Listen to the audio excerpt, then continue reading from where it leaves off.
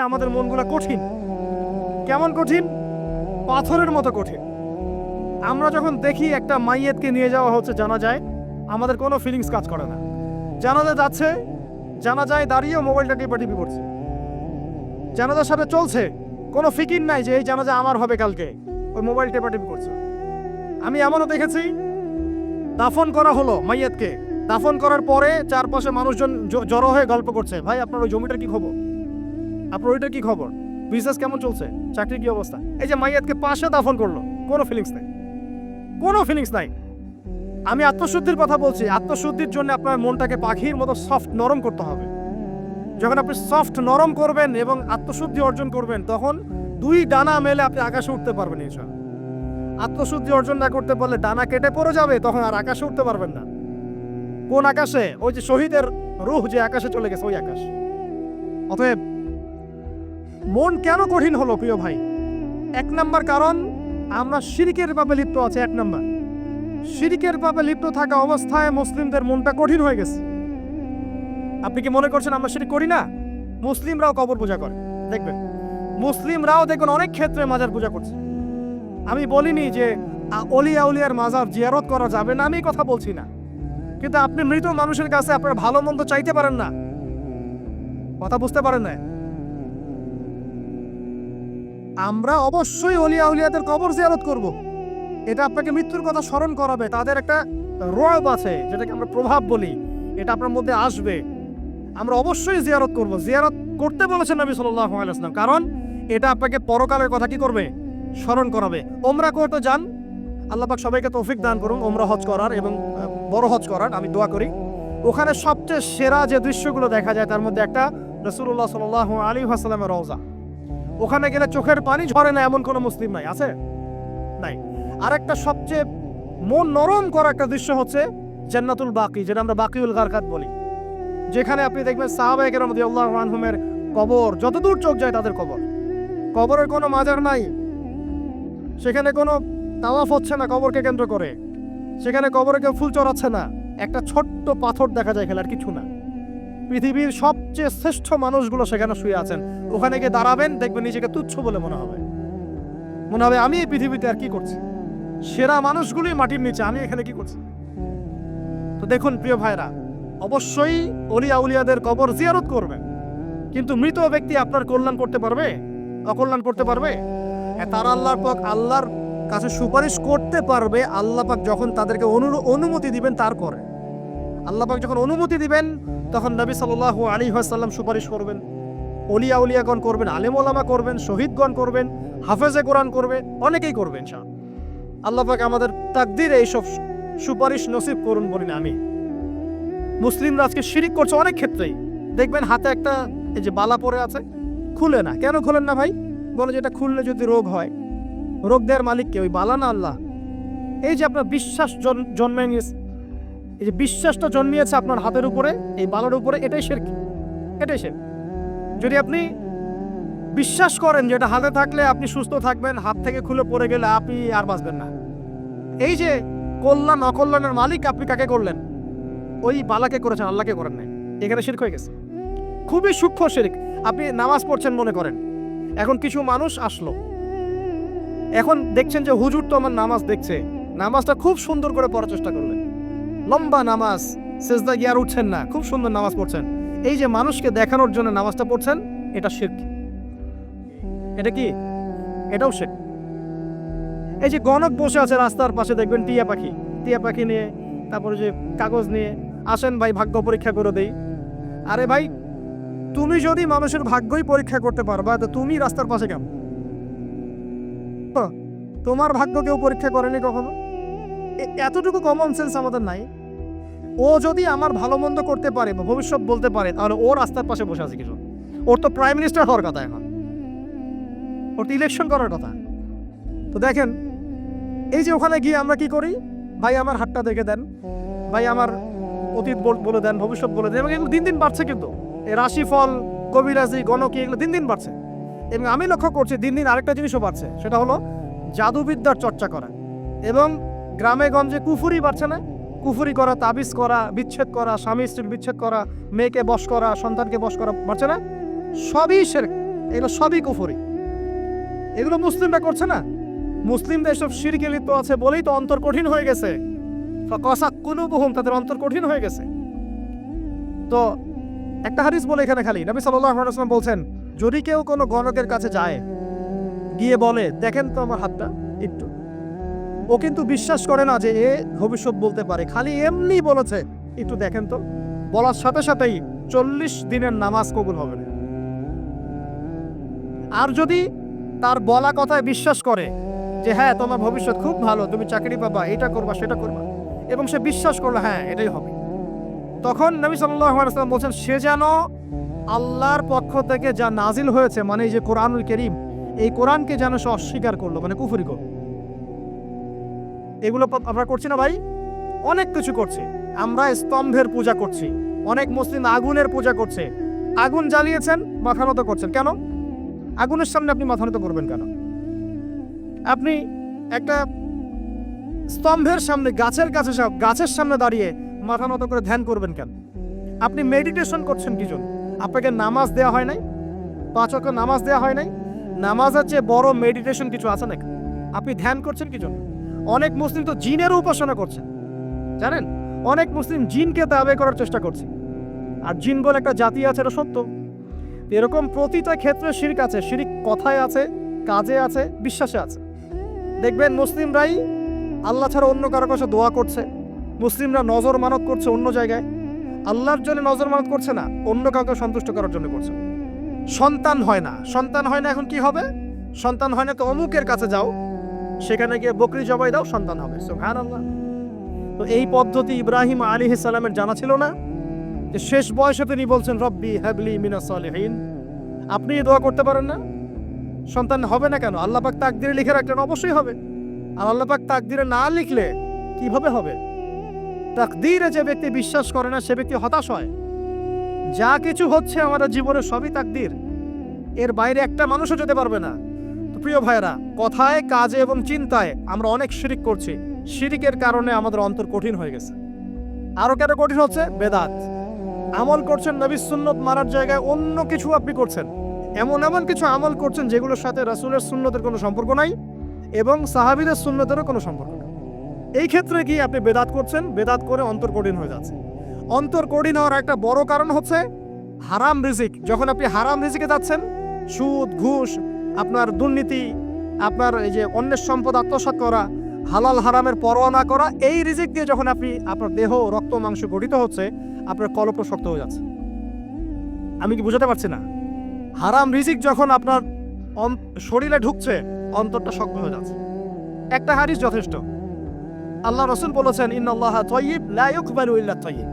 আল্লাহ পাক পবিত্র সত্তা, তিনি পবিত্র ছাড়া কবুল করেন না। আপনি 10টা হজ করে আসেন, চুরির টাকা দিয়ে, ডাকাতির টাকা দিয়ে, আত্মসাতের টাকা দিয়ে, দুর্নীতির টাকা দিয়ে, যদি কবুল হয় তাহলে কোরআন সুন্নাহ মিথ্যা হয়ে যাবে। নাউযুবিল্লাহ।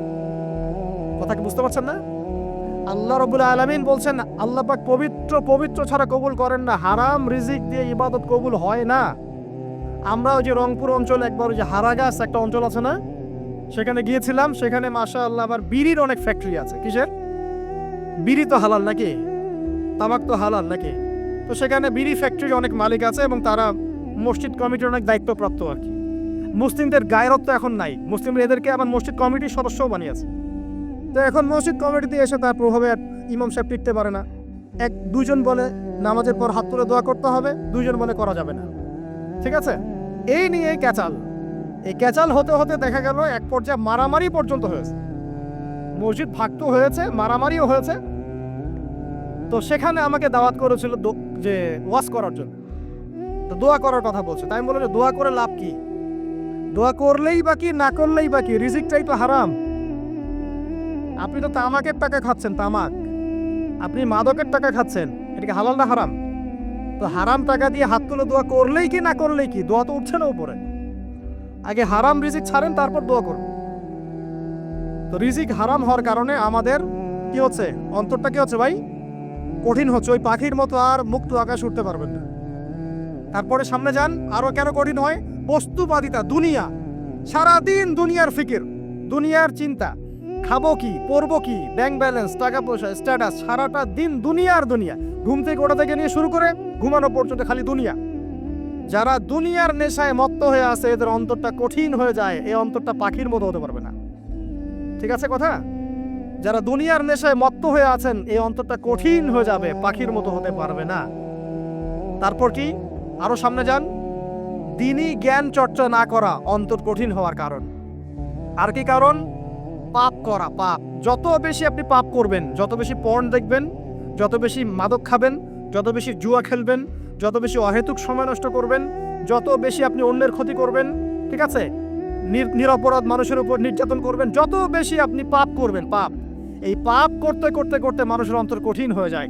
ইবনুল কাইয়্যিম রাহিমাহুল্লাহ বলেছেন যে পাপ করতে থাকলে মানুষের অন্তর কঠিন হয়ে যেতে থাকে এবং ইস্তেগফার আর জিকির করলে গিয়ে মানুষের অন্তর আবার নরম হতে থাকে। পাপের উপর পাপ করতে থাকলে মানুষের অন্তর কঠিন হতে থাকে। এ বিষয়ে রাসূলুল্লাহ সাল্লাল্লাহু আলাইহি ওয়াসাল্লাম বলেছেন, যখন মানুষ একটা পাপ করে কলবের মধ্যে একটা কালো দাগ পড়ে যায়, যখন আরো একটা পাপ করে আরেকটা কালো দাগ পড়ে যায়। এভাবে যখন পাপ করতেই থাকে তখন পুরো কলবটাই কালিমা পূর্ণ হয়ে যায়। এই অবস্থায় যদি সে তওবা করে আল্লাহ পাক মাফ করে দিবেন। যদি এই অবস্থায় তার মৃত্যু হয়ে যায়, তার আত্মাটা থেকে দুর্গন্ধ বের হতে থাকে, যে আত্মাটা কবজ করতে পর্যন্ত মালাকুল মউত মানে ঘৃণা পোষণ করে। কথা কি বুঝতে পারছেন? যখন অন্তর পাপ করতে করতে কলুষিত হয়ে যাবে, ওয়াকাদ খাবা মান দাসাহা, যখন পাপ করতে করতে অন্তর কলুষিত হয়ে যাবে, তখন আপনার এই মালাকুল মউত পর্যন্ত ওই আত্মাটাকে বের করার সময় ঘৃণা করবে, দুর্গন্ধযুক্ত। আল্লাহ পাক আমাদেরকে পাপ থেকে বাঁচিয়ে রাখুন। আমিন। এরকম কিছু কাজ আছে, বস্তুবাদিতা, শিরক, বেদাত, হারাম রিজিক, সারাদিন দুনিয়ার ফিকির নিয়ে থাকা, ঠিক আছে, অন্যের ক্ষতি করা, পাপ কন্টিনিউয়াসলি করতে থাকা এবং দিন ছেড়ে দেওয়া, দিনের এলেম ছেড়ে দেওয়া, আল্লাহ পাকের আনুগত্য ছেড়ে দেওয়া, এই কাজগুলো করতে থাকলে মানুষের অন্তর কি হয়? কঠিন হয়ে যায়। এখন সলিউশন কি বলেন? 5 মিনিটে আমি সলিউশন বলছি। কেমন করে আপনি এটাকে নরম করবেন আর পরিশুদ্ধতা অর্জন করবেন এবং ওই পাখির মতো মুক্ত আকাশে উড়বেন, কিভাবে বলবো? 1 নাম্বার, অবশ্যই শিরক ত্যাগ করতে হবে। কি করতে হবে? শিরক ত্যাগ করতে হবে। আল্লাহ পাকের তাওহীদের উপর থাকতে হবে। আল্লাহ পাক তৌফিক দান করুন। লং কিছু বলার সময় নেই আমার হাতে, একটা বই বলছি, কিতাবুত তাওহীদ। কি নাম? কিতাবুত তাওহীদ। এই বইটা অনেক ভার্সন বাজারে বের হয়েছে, কিনে দেখবেন শিরক কত প্রকার কি কি, তাওহীদ কাকে বলে কত প্রকার কি কি। যেটা বুঝবেন না মাদ্রাসা চলে যাবেন, আলেম ওলামার কাছে গিয়ে জিজ্ঞাসা করুন, হুজুর এটা বুঝি নাই। ঠিক আছে? 1 নাম্বার, শিরক ত্যাগ করতে হবে। 2 নাম্বার, আপনাকে তাওহীদে থাকতে হবে। দেখ, অন্তর নরম করার কথা বলছি। 2 নাম্বার, সুন্নতের উপর আমল করতে হবে। ওই যে পাখির কথা বললাম, যে সকালবেলা বের হয় আর সন্ধ্যাবেলা কি করে? বাসায় ফেরে। খালি পেটে বের হয়, ভরা পেটে বাসায় ফেরে। তার মানে আমাদেরকেও সকাল সন্ধ্যাটা কাটাতে হবে নবী সাল্লাল্লাহু আলাইহি ওয়াসাল্লামের সুন্নত অনুযায়ী। যখন তিনি ঘুমাতেন তখন ঘুমাবেন, যখন উঠতেন তখন উঠবেন, বাকি কাজ যেমন করে করতেন তেমন করে করবেন, তখন অন্তর ইনশাআল্লাহ নরম হয়ে যাবে। ঠিক আছে ভাই? 2। 3 নাম্বার, 5 ওয়াক্ত নামাজ জামাতে। নামাজ আপনাকে যে কোনো পাপ থেকে বাঁচাবে ইনশাআল্লাহ। ভাই জেনা করছেন, নামাজ পড়েন। পর্নোগ্রাফি দেখেছেন, তাও তওবা করে নামাজ পড়েন। আপনি হারাম অ্যাফেয়ার্সে আছেন, হতাশ হয়েন না, নামাজ পড়েন। গুনাহ ছাড়তে পারছেন না, নামাজ পড়েন। সুদ খাচ্ছেন, নামাজ পড়েন। বেপরদা চলছেন, তাও নামাজ পড়েন। আপনি অন্যের হক নষ্ট করেছেন, তাও নামাজ পড়েন। যে পাপই করেছেন, নামাজটা পড়েন। নামাজ আপনাকে সমস্ত পাপ থেকে বাঁচিয়ে রাখবে ইনশাআল্লাহ। ইনশাআল্লাহ আস্তে আস্তে ইনশাআল্লাহ দেখবেন সব পাপ থেকে আপনি দূরে চলে আসছেন ইনশাআল্লাহ তাআলা। 3 নম্বর নামাজ। 4 নম্বর, বেশি থেকে বেশি, ভাই শোনেন, বেশি থেকে বেশি পরকালের ফিকির করবেন। খালি পরকালের চিন্তা করবেন যে আমাকে মৃত্যুবরণ করতে হবে, কবরে যেতে হবে, পুলসিরাত পার হতে হবে, আল্লাহর সামনে দাঁড়াতে হবে। যত বেশি আপনি আল্লাহর ফিকির করবেন, পরকালের ফিকির করবেন, আপনার মনটা নরম হয়ে যাবে ইনশাআল্লাহ, মনটা শক্ত হবে না। 5 নাম্বার, মানুষের সাথে খুব বেশি মেলামেশা করবেন। মানুষের সাথে খুব বেশি মেলামেশা করলে ইবনুল কাইয়্যিম রাহিমাহুল্লাহ বলেছেন অন্তর কঠিন হয়ে যায়। কারণ মানুষ আপনাকে গীবত করাবে, হ্যাঁ, মানুষ খারাপ কাজে নিয়ে যাবে, বেফাস কথাবার্তা বলবেন, অহেতুক বেফাস কাজ করবেন, ফুজুল কি বাদ করবেন, এগুলো করতে গিয়ে আপনি দেখবেন অন্তর কঠিন হয়ে গেছে। এত বেশি মানুষের সাথে মেলামেশার দরকার নাই, প্রয়োজন যতটুকু অতটুকু করবেন। ঠিক আছে? আল্লাহ পাক তৌফিক দান করুন, আমিন। কয়টা বললাম? 5। 6, আমার সবচেয়ে প্রিয় নসিহত, প্রত্যেক দিন মিনিমাম 1 ঘন্টা করে কোরআন তেলাওয়াত করবেন বুঝে।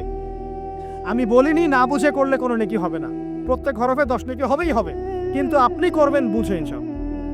যখন বুঝে আপনি প্রত্যেক দিন 1 পারা করে বা 1 ঘন্টা করে কোরআন তেলাওয়াত করবেন, আপনার কলিজা, আপনার কলব নরম হতে বাধ্য এবং আপনার অন্তরে আল্লাহ নূর নেমে আসবে ইনশাআল্লাহ। দেখবেন আপনার কলব থেকে সমস্ত এই যে পঙ্কিলতা, কলুষতা ইনশাআল্লাহ চলে যাবে ইনশাআল্লাহ তাআলা।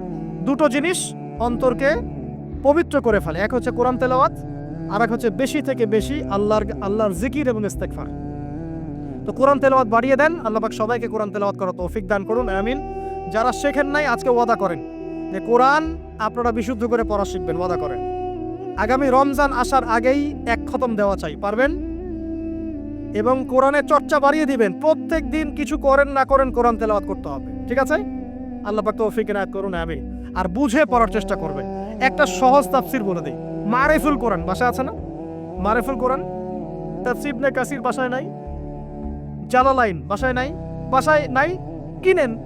সারাদিন তো অনেক টাকা পয়সা খরচ করছেন, 3টা তাফসীর কিনেন, জালালাইন কিনেন, মারিফুল কোরআন কিনেন, ইবনে কাসির কিনেন, বাসায় গিয়ে পড়া শুরু করেন। পারবেন না? যে আয়াতটা বুঝবেন না, ওলামায়ে কেরামের কাছে যাবেন, গিয়ে বলবেন হুজুর এটা বুঝি নাই, বুঝাই দেন। নিজে নিজে ব্যাখ্যা করতে যাবেন না, ব্যাখ্যা করলে দেখবেন একটা পণ্ডিত বেরিয়েছে, কিছু পণ্ডিত কোরআন পড়ে বলে কোরআনই মানি হাদিস মানি না। এরকম পণ্ডিত দেখেন নাই? কোরআনই মানি হাদিস আর মানি না, কারণ আল্লাহ নাকি নাউজুবিল্লাহ কোরআনে নাকি আল্লাহ পাক হাদিস মানতে বলে নাই, ও নাকি পায় নাই। এই জন্য দেখলাম সুবহানাল্লাহ নামাজ পড়তেছে, কোরআন থেকে নামাজ পড়তেছে, হাদিসের কোনো হেদায়েত নিবে না। মানে কিরকম যে হাত আবার ঠিকই বাঁধতেছে, হাত বাঁধতেছে, রুকু করতেছে, সেজদা করতেছে, এগুলো আবার কোথায় পাইলো আল্লাহ ভালো জানেন। হাত এভাবে বাঁধতেছে, এভাবে হাতটা বাঁধা কোরআনে কোথায় আছে আমি পাইলাম না কোথাও, ঠিক আছে? হাদিস ছাড়া কি এগুলো আসবে? হাত বাঁধবো, সেজদায় গিয়ে সুবহান রাব্বিয়াল আ'লা বলছে না, বলছে আসলামতু লিরাব্বিল আলামিন। এটা কোরআন থেকে বলছে। অথচ নবী সাল্লাল্লাহু আলাইহি ওয়াসাল্লাম হাদিস থেকে বলছেন সুবহান রাব্বিয়াল আ'লা, সুবহুন কুদ্দুসুন রব্বুল মালাইকাতি ওয়ার রূহ, সুবহানাকা আল্লাহুম্মা রাব্বানা ওয়া বিহামদিকা আল্লাহুম্মা ইগফির। এগুলো নাই, ও বলছে আসলামতু লিরাব্বিল আলামিন। মানে কোরআন মানি হাদিস মানি না। এত বেশি পণ্ডিত হওয়ার দরকার না, এরা হচ্ছে ইচনা পাকা টাইপের পণ্ডিত। ওমর রাদিয়াল্লাহু আনহুর যুগে বেঁচে থাকলে এদেরকে পিটাই সোজা করে ফেলাইতে হবে। ফাইসলামি শুরু করছে, কোরআন মানি হাদিস মানি না। আল্লাহ পাক কোরআনে বলছেন ওয়ামা আতাকুমুর রাসূলু ফাখুযু, রাসূল যা দিয়েছেন তা গ্রহণ করো। ওয়ামা নাহাকুম আনহু ফান্তাহু, রাসূল যা নিষেধ করছেন দূরে থাকো। রাসূল যা দেন সেটা হাদিস না, রাসূল যা দেন সেটা সুন্নাহ না। সুন্নাহ তো সে মানেই না, আলটিমেটলি সে কোরআনই মানে না। তো আসল কথা হচ্ছে এইসব ফিতনা থেকে বেঁচে থাকবেন, কোরআন তেলাওয়াত বাড়িয়ে দেন। কয়টা বলছি? 5টা 6টা। 7 নাম্বার, বেশি থেকে বেশি ইস্তেগফার সারাদিন পড়বেন। আস্তাগফিরুল্লাহ ওয়া আতুবু ইলাইহি, আস্তাগফিরুল্লাহ ওয়া আতুবু ইলাইহি, আস্তাগফিরুল্লাহাল্লাযী লা ইলাহা ইল্লা হুয়াল হাইয়ুল কাইয়ুম ওয়া আতুবু ইলাইহি। প্রত্যেকদিন পড়তে থাকবেন 100 বার করে। কতবার করে? 100 বার। 8 নাম্বার, বেশি বেশি আল্লাহর জিকির, চলতে ফিরতে জিকির, সুবহানাল্লাহ, আলহামদুলিল্লাহ, লা ইলাহা ইল্লাল্লাহ, আল্লাহু আকবার, লা হাওলা ওয়ালা কুওয়াতা ইল্লা বিল্লাহ। বলবেন হাসবুনাল্লাহু ওয়া নি'মাল ওয়াকিল, ঠিক আছে? সুবহানাকা আল্লাহুম্মা রাব্বানা ওয়া বিহামদিকা আল্লাহুম্মা ইগফিরলি, সুবহানাল্লাহি ওয়া বিহামদিহি আদাদা খালকিহি ওয়া রিদা নাফসিহি ওয়া জিনাতা আরশিহি ওয়া মিদাদা কালিমাতিহি। যত জিকির আছে সব করবেন, জিকির বাড়াবেন। যত জিকির বাড়াবেন অন্তর পরিশুদ্ধ হবে ইনশাআল্লাহু আযজা ওয়া জাল। কয়টা বলছে? 8। আর 2টা বলি। 9, অন্যের হক নষ্ট করবেন না।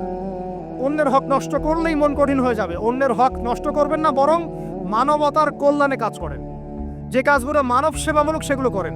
রক্তদান কর্মসূচি করেন, গাছ লাগান, এতিমের মাথায় হাত বোলান, বিধবার খোঁজ খবর নেন, ঠিক আছে? মেয়েদের সেলাই মেশিন কিনে দেন, মানুষের উপকারে কাজ করেন। দেখবেন আপনার মনটা নরম হয়ে যাবে। যার মন নরম এবং যার মনের মধ্যে সততা আছে, আল্লাহ পাক ইনশাআল্লাহ সেখানে অবশ্যই হেদায়েত ঢালবে ইনশাআল্লাহ। আর 10 নম্বর সবচেয়ে শেষ হচ্ছে যে কবর জিয়ারত করবেন বেশি বেশি করে, এবং নিজের মৌতের কথা স্মরণ করে আল্লাহর কাছে বেশি বেশি দোয়া করবেন। কি দোয়া করবেন? ইয়া মুকাল্লিবাল কুলুব সাব্বিত কলবি আলা দীনিক, ইয়া মুসাররিফাল কুলুব সাররিফ কুলুবানা আলা তাআতিক। এই দোয়াগুলো করবেন ইনশাআল্লাহ। এবং কবর জিয়ারত করবেন সপ্তাহে সপ্তাহে, পারলে 2 দিন 3 দিন পর পর কবরস্থানে যাবেন। ইনশাআল্লাহ দেখবেন আপনার মন নরম হবে ইনশাআল্লাহ আযজা ওয়া জাল। এখনকার এই সভ্যতা এসে কবরস্থানকে সমাজ থেকে দূরে সরিয়ে দিয়েছে। অথচ আগে মুসলিমদের কবরস্থান ছিল মসজিদের পাশে, 5 ওয়াক্ত নামাজ পড়তো, কবর জিয়ারত করে বাসায় যেত। 5 ওয়াক্ত নামাজ পড়তে আসতো, কবরকে দেখতো, পরকালে কথা স্মরণ হতো। এখন কবরস্থান ওই যে দূরে, সারা জীবনে একবার যায় কিনা সন্দেহ আছে।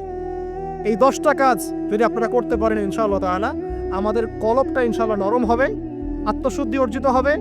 আর এগুলোর পাশাপাশি অবশ্যই আল্লাহওয়ালা আত্মশুদ্ধিওয়ালা মানুষের সোহবতে গিয়ে থাকবে। আল্লাহওয়ালা আত্মশুদ্ধিওয়ালা মানুষের সোহবতে গিয়ে থাকলে তাদেরকে দেখেই দেখবেন মনটা নরম হয়ে যাবে ইনশাআল্লাহ। ইলমি পরিবেশে থাকেন, দিনই পরিবেশে থাকেন, আমর বিল মারুফ নাহি আনিল মুনকারের কাজ করেন। 3 দিন 7 দিন 40 দিন যতদিন পারেন আল্লাহর পথে সময় লাগান। আমি এটাকে আপনার আত্মশুদ্ধির জন্য বলছি, এটাই একমাত্র পদ্ধতি আত্মশুদ্ধির, এটা বলছি না। এখানে গেলে আপনি ইনশাআল্লাহ আপনার ইসলাহ এবং সংশোধনের জন্য কাজ করতে পারবেন। আল্লাহ রাব্বুল আলামিন আমাদের সবার কলবগুলোকে পরিচ্ছন্ন করুন। আল্লাহ পাক আমাদের সবাইকে শিরকের পথ থেকে বাঁচিয়ে রাখুন, হৃদয় কঠিন হওয়া থেকে বাঁচিয়ে রাখুন। আল্লাহ পাক আমাদেরকে বেশি থেকে বেশি কোরআন তেলাওয়াত করার তৌফিক দান করুন, দ্বীনি জ্ঞান চর্চা করার তৌফিক দান করুন। আল্লাহ পাক আমাদের সবাইকে হারাম রিজিক, জেনা, সুদ, ঘুষ থেকে বাঁচিয়ে রাখুন। আল্লাহ পাক আমাদেরকে পরকালীন চেতনায় এই দুনিয়ার জীবন কাটানোর তৌফিক এনায়েত করুন, আমিন। আমরা আজকে এই যে পাখিদের মতো অন্তর নিয়ে কথা বললাম, আমরা যদি এই আমলগুলোর মধ্য দিয়ে অন্তরটাকে পবিত্র করতে পারি, ইনশাআল্লাহ ওই শহীদদের যে নরম পাখির অন্তর সেটা আমরা লাভ করতে পারবো ইনশাআল্লাহ। এবং আরশের নিচে আল্লাহ রাব্বুল আলামিন আমাদেরকে ছায়া দিবেন ইনশাআল্লাহ তাআলা। আল্লাহ পাক আমাদের সবাইকে পাখি থেকে শিক্ষা নেওয়ার তৌফিক দান করুন, পাখির মতো মুক্ত আকাশে ডানা মেলার তৌফিক আল্লাহ পাক দান করুন, আমিন।